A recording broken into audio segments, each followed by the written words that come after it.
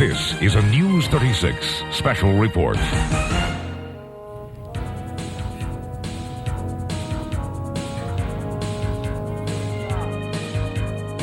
I went into the courtroom innocent of the charges against me, and I come out today still innocent of the charges against me. A confident Jim Bakker continues to say he'll put his faith in God, knowing he'll be found innocent despite a guilty verdict on all 24 counts of mail and wire fraud. Good evening and welcome to our News 36 special, Fall from Grace. Everyone has an opinion about Jim Bakker and his activities at PTL. Today, 12 jurors shared their opinion, guilty of everything the government says Bakker did. News 36 reporter Mary Shalvarjian has attended every day of this lengthy trial. She's with us now with the verdict wrap-up.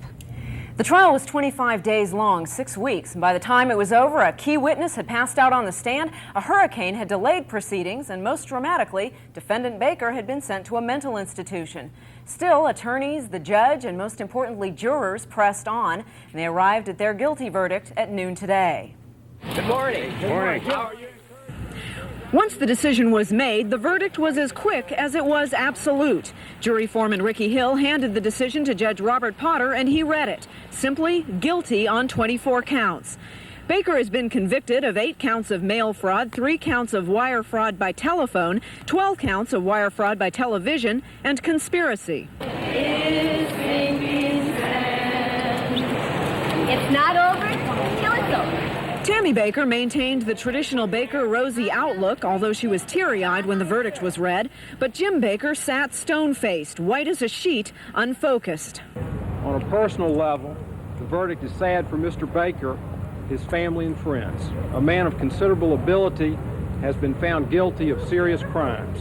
Prosecutors were careful not to appear too excited about the decision. They say the nature of Jim Bakker's power, television, helped their case. In this instance, the actual crime was preserved for the jury to see for themselves exactly what had been said. But Jerry Miller said prosecutors did have some concern that Jim Bakker's strong background as a communicator could affect the jury when he took the stand. Of course we were concerned about that. The man has been in public relations and public presentations all of his life. But communicating inside the courtroom today was Judge Robert Potter, who at one point said, "Your supporters are so zealous with a kind of Jim Jones mentality. People think he can walk on water. It's Bakker first, then God." I don't think there ever has been as much prejudicial pretrial publicity as there was in this case. Outside the courtroom, jury foreman Ricky Hill said during their 10 hours of deliberation, the big question was Jim Bakker's intent. We had a good feeling that eventually, at the very beginning, that he believed in what he was doing and that he did not fraud from the very beginning. That was one of the sticky points. And tonight, after much in-court discussion, Jim Bakker is free on $250,000 bond. He will go back to Orlando, where he must check in with a probation officer daily. He faces 120 years in prison, more than $5 million in fines, as we've told you. His sentencing date, October 24th. Okay. Obviously, in the report, Mary, George Davis has a lot of problems with Robert Potter's conduct during the proceedings. Is that going to be his basis for appeal? It will certainly be one of his basis for appeal. He's objected to much of the evidence that's been put in by the prosecution and has objected basically to the way things have gone in that courtroom. He doesn't like the jury. He doesn't like that they came from Charlotte. He feels that they were affected by the publicity even during the trial. I think he suspects that they caught wind of some things. So Tammy Faye put it aptly, it's not over till it's over. Never is. All right. Well, it was up to 6 men and 6 women to determine Jim Bakker's guilt. The jury debated the charges against Bakker for more than a day before reaching a conclusion. Ricky Hill, the foreman, spoke to our Glenn Counts about the verdict and what it means. I really do believe he's a man of God to an extent, and I think he's part con man. I hate to say that he's both. The only thing I believed about Jim Bakker was when he first started talking about his history, how he started off in the ministry, how he was a called man of God. He was very obliging with the defense asking the questions. And when it got to the prosecution asking questions, they would ask him the question and he would wait a little while. And that didn't make any of us jurors satisfied that he was telling the truth. And of course, Mr. Bender was persuasive, but they just did not have anything that was solid that we could bite on and say that was not guilty. If you could just see the evidence that was before us, and just kept an open mind, you would see the fraud that was taking place at PTL. And the people that sat over there on Jim Bakker's side every day and heard the things about him and still believe in him, I just don't understand. I don't understand what they're awful loyal to him. I mean, it kind of scares me that they're so loyal to him. Hill says there never was much question in the jury's mind that Bakker was guilty. The resignation from PTL of Jim Bakker was prompted, of course, in large part by Jessica Hahn. The former church secretary disclosed that PTL officials were paying her hush money to keep quiet about a sexual encounter with Jim Bakker in 1987. Today, Hahn talked with reporters in Long Island after learning of the verdict. And I went into where my mother's picture was and I kissed it. It sounds ridiculous. I kissed her picture and I just said, God, thank you, it's over. You know, it's over. You know, it's over. We can all go back now, and I mean, I can't believe it's over. I said, you know, you cry. It's like been my life for 10 years.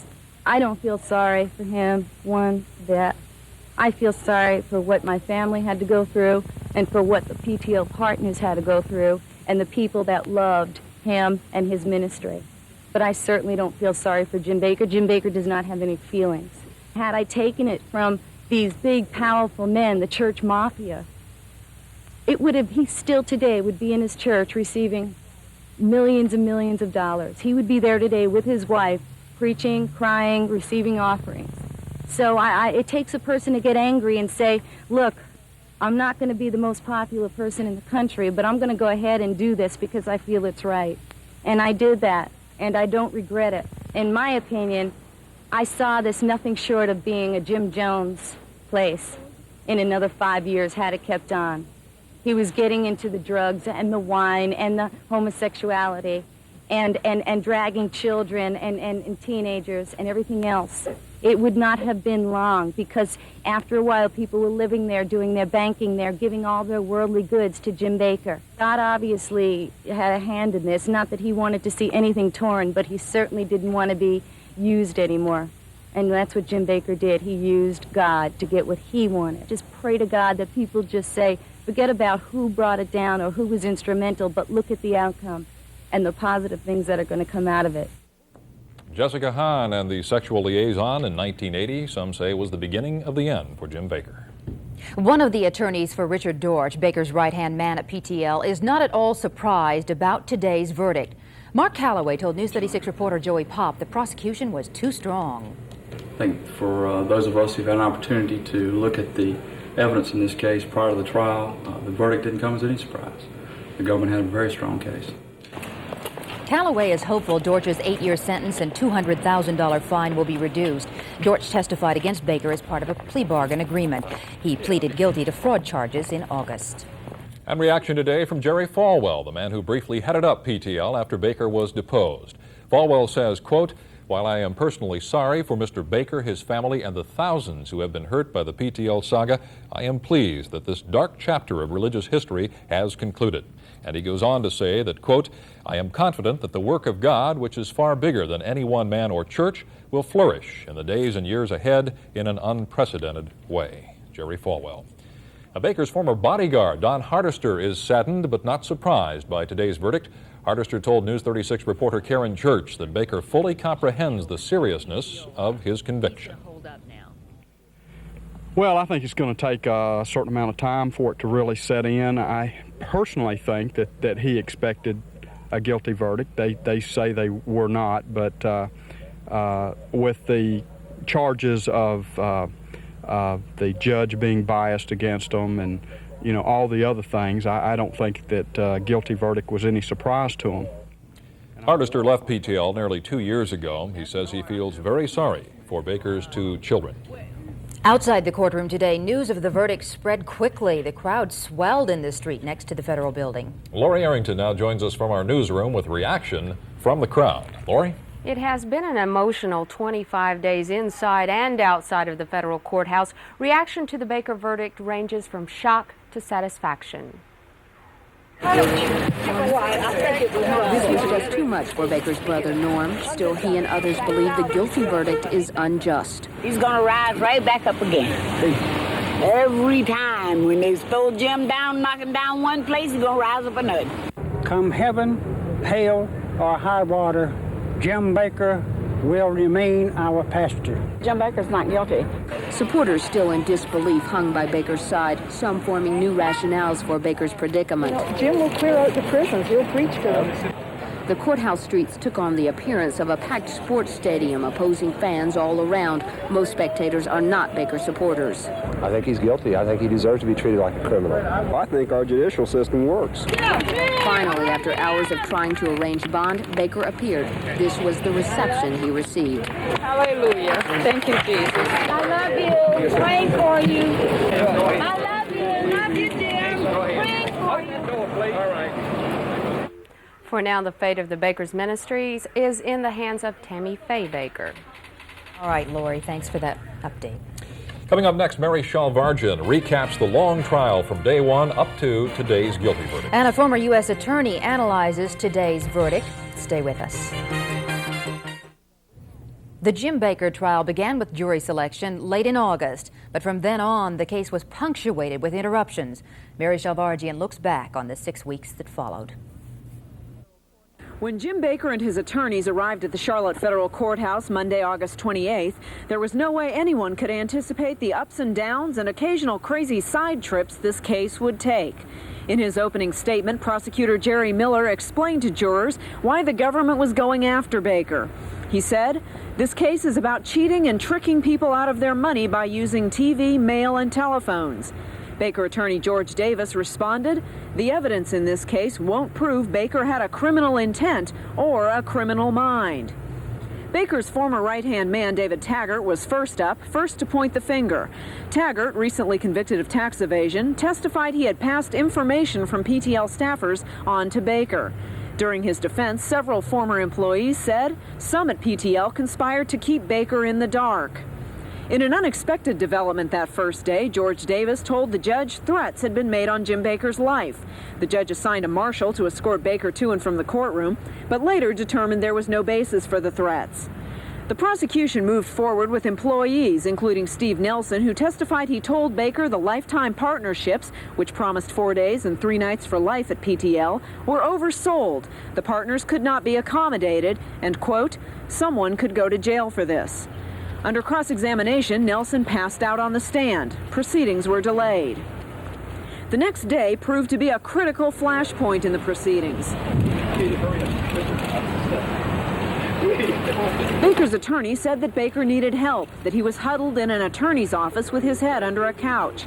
The trial was again delayed as Bakker was sent to Butner Correctional Facility for 5 days of evaluation. As the trial resumed, the prosecution put on its 2 biggest witnesses, Peter Bailey and Senior Vice President Richard Dortch. Bailey, the former Vice President of Finance, listed 70 memos he said he sent to Bakker warning him of PTL's financial problems. And Richard Dortch testified both he and Jim Bakker were privy to problems PTL was having. He detailed the Jessica Hahn hush money payments as well. But the defense pointed the fraud finger at Richard Dortch. Dortch has already pleaded guilty to several fraud counts plus conspiracy. Defense witnesses testified Dortch and others kept critical information away from Jim Bakker. Hurricane Hugo forced another trial delay. When proceedings continued, builder Roe Messner was on the stand. He called Bakker a creative genius. Messner said he sometimes got paid late by the ministry, but that he always got paid. Both prosecutors and defense attorneys brought in scores of lifetime partners and showed miles of videotape. Jim Bakker himself was the final defense witness in the case. He spoke of the pressures he was under and when asked if he committed fraud, replied, "Absolutely not." Mary Shalvargian, News 36. Of course, one of the primary questions now in connection with the Bakker verdict, how long will he spend in prison? We have some interesting insight on that now from former federal prosecutor Mike Schofield. Schofield says that while the severity of the sentence will be limited automatically, Bakker's time behind bars may come a great deal sooner than he wants it to. He'd go harder than that? 40 years is a lot of time. There is something very important to keep in mind, and that is under the old sentencing law, which he will be sentenced under, he could be paroled after 10 years. So whether he gets 40 years or 60 years or 50 years, he's still going to be eligible after 10 years for parole. Sure. You said an important point is the fact that the prosecution moved for detention, and there wasn't a lot said about that today. Can you elaborate on that for us? After the verdict came in and Reverend Bakker was found guilty on all counts, the prosecutor moved that they be detained or put into jail right now and that there be no further bond, that he not be out and be free. Judge Potter gave that some consideration. It took a very strong argument from Harold Bender to deter Judge Potter from doing that. He did set a new bond of $250,000, which was secured by a 10% cash deposit or $25,000. Now, when he is sentenced on October 24th, Judge Potter would have to find there's a substantial likelihood that he would succeed on his appeal if he releases him on an appeal bond. Judge Potter in the past has been very reluctant to make that finding when defendants appeal, and it may well be that on October 24th, Reverend Bakker is headed for jail. I also asked Schofield about the prosecution comment today that their case was greatly enhanced when the defense put Bakker on the stand. Schofield says the defense really had no choice but to have Bakker testify, and they were damned if they did and damned if they didn't. When we return, a look back at the rise and fall of Jim Bakker's ministry. As we continue our special, Jim Bakker, A Fall from Grace.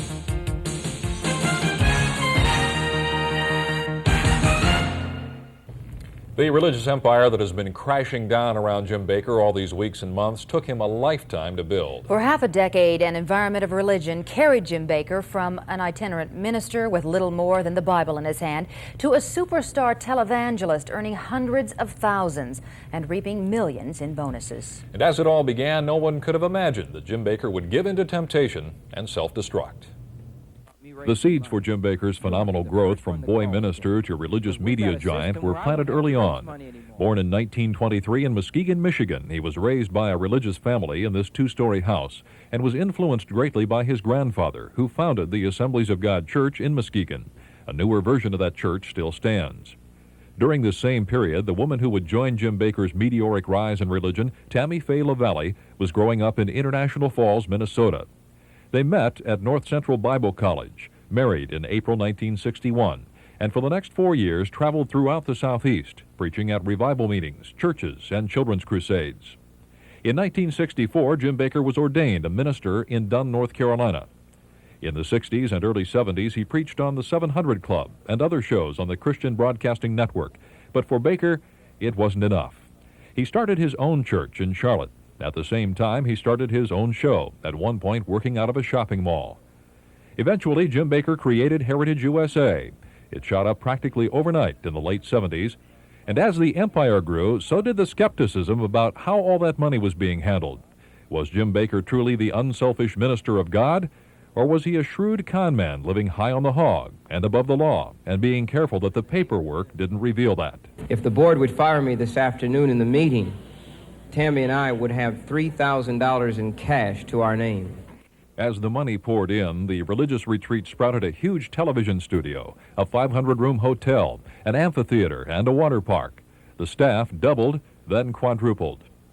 As the Bakkers' popularity grew, they rubbed shoulders with the famous, both in and out of the religious community. By the mid-'80s, the ministry had become a multi-million-dollar-a-year industry, and there were plans for bigger and better hotels and studios. And even before there was a hint of scandal, Jim Bakker seemed to predict his own fate. And if the people decide they don't want to support PTL, it's over with. I mean, there's just no way. There's nobody could underwrite this thing. A millionaire could not underwrite PTL. That's right. He would be a broke millionaire in a few weeks. Well, it took more than a few weeks for Jim Bakker to fall, but tonight he stands guilty, banished from his religious empire and its millions, and facing an uncertain future in prison. And in just a moment, we'll show you what's left of Heritage USA. And an update on former PTL aides Richard Dortch and David and James Taggart. Even though the two may seem intertwined, Jim Bakker and the 2,000-plus acre complex at Heritage USA face completely separate crises at this point. And the fate of one does not hinge upon the fate of the other. But Bakker's trial has oddly coincided with a colossal problem for the complex that he created. Rick Jackson tonight looks to the future of Heritage USA, a future which for now looks very bleak. 2,200 acres of prime real estate. It could all be up for grabs shortly as federal bankruptcy court officials in Colombia may order this land sold piecemeal. But who are the combatants for this parcel? Is there anyone left who wants Heritage USA? Until late September, everyone presumed Toronto businessman Stephen Murnick would complete his purchase of this land for $115 million. Then enter the Catawba Indians. Their tribe had filed suit against everyone who owns portions of the land they claim is theirs under a 100-year-old dispute with the U.S. government. We are people to be reckoned with. And reckoning with the Catawba has been a problem. Title insurance firms won't guarantee clear title. That is a large reason why Murnick dropped his pursuit. The collapse of the Murnick offer may have been the beginning of the end. The 20-story hotel had never opened. Now the Heritage Grand Hotel and the stores on Main Street also closed. The property is sealed. No visitors, no reporters. So who else wants PTL's former crown jewel? Its creditors. Roe Messner is one. He's a friend of Bakker, the builder of much of the empire, yet he is owed millions of dollars. Creditors want either the land or the proceeds from its sale, no matter who gets it, no matter what they do with it. And the bankruptcy court, currently in control, and the writer of the order to close the park, they do not want Heritage, yet they control its future. Finally, consider the partners. They have invested here. Many of them own their own homes on the property. And though their loosely affiliated groups of support for the ministry have long splintered, they remain a force, and they do want control of what they conceive of as theirs by right.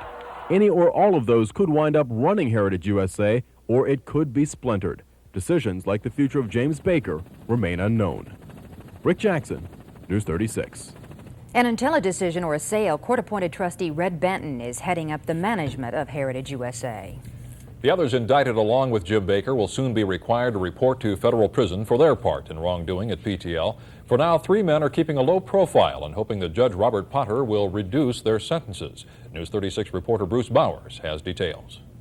The first criminal convictions in the PTL scandal came against brothers David and James Taggart.